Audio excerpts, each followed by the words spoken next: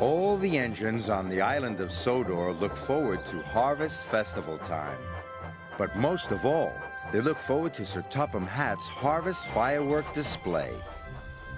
Sir Topham Hatt came to see Thomas and James. "James, you are to collect the fireworks from the depot." James was overjoyed. Thomas wasn't happy at all. "But I wanted to collect the fireworks," Thomas pouted. "Sir Topham Hatt chose me because I'm as red as a rocket and twice as grand." James steamed proudly across the countryside. "Brightest and best, brightest and best," he hummed happily to himself. He was having a wonderful day. Thomas was still upset when he arrived at the shunting yards. "Bother James," he grouched, and he biffed the troublesome trucks crossly around the yard.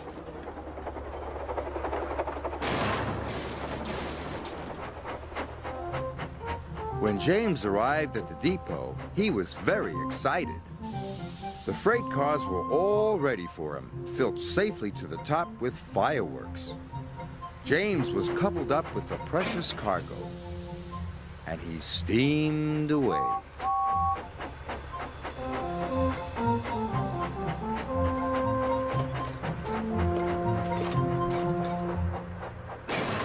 Thomas shunted the last truck crossly into place. The troublesome trucks were glad that job was finished. Oh. James happily steamed along. He was thinking about the fireworks. He was imagining all the sparkles, flashes, and shooting stars when suddenly there was a loud noise. And James ground to a halt. "I will have to go and call for help," said his driver. Thomas puffed back into Knapford Station as Gordon was letting off his passengers. Children and grown-ups from all over the island had come to see the fireworks. Seeing the children cheered Thomas up, but Sir Topham Hatt looked concerned. "James has broken down," he said. "You must collect him, Thomas, and bring him back, or the fireworks display will be canceled." "Oh, no," cried Thomas. "Then all the children will be sad." And he set off to collect James.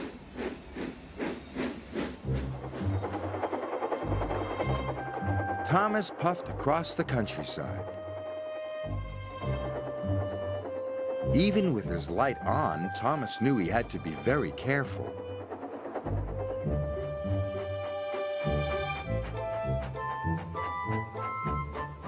Thomas found James broken down on the track. "Hello, busted boiler," teased Thomas. "You don't look very useful now." James was upset. But when Thomas got behind James, he couldn't see ahead.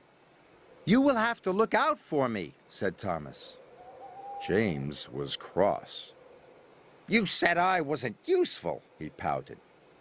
"But if the fireworks don't get to Knapford Station," puffed Thomas, "the display will be canceled." James didn't want the children to be sad, so he agreed to look out for Thomas, and they set off together.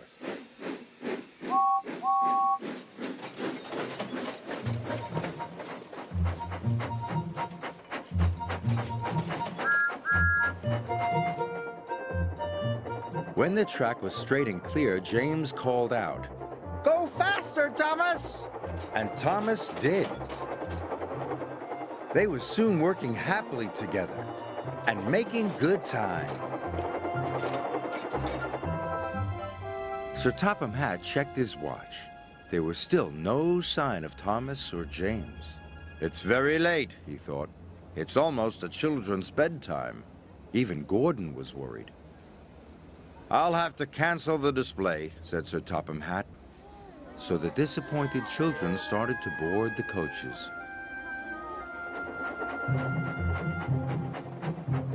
At last, they could see the signal lights. The signal had turned red. Thomas and James stopped. Why would the signal be red? Puzzled James. Maybe a passenger train is coming through, puffed Thomas. Gordon must be taking the children back, cried James. Thomas and James were very upset. We're here, they cried, and sounded their whistles as loudly as they could. But no one could hear them. The children were all on board. Gordon was ready to depart. Then Thomas had a bright idea. Send up a rocket, he told his driver. So his driver carefully lit a rocket.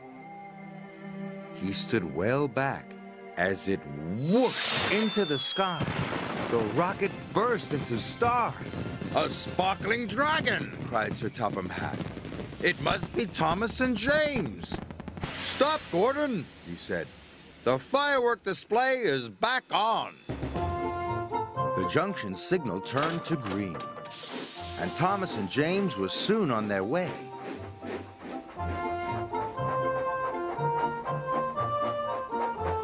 James and Thomas were soon at the station. The children cheered. Good work, Thomas, cried James happily.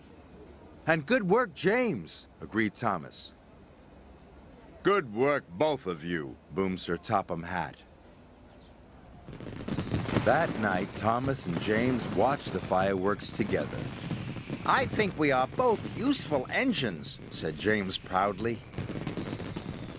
But we are most useful when we work together, puffed Thomas.